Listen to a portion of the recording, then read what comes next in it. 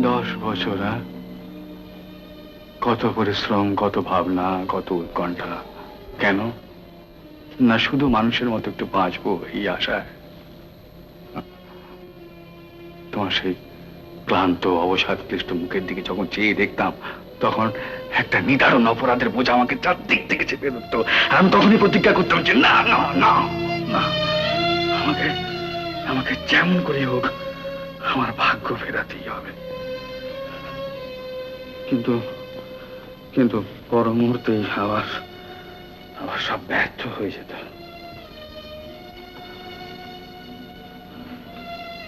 তারপর হঠাৎ একদিন এই পাথর চাপা কপালটা খুলে গেল। একটা স্পেকুলেশন সাকসেসফুল হলো, সেখান থেকে প্রচুর টাকা আসতে লাগলো। আবার আমি নতুন করে ব্যবসা শুরু করলাম, সেটাও সাকসেসফুল হলো। সমস্ত দুঃখ দারিদ্র আস্তে আস্তে কোথায় মিলিয়ে গেল।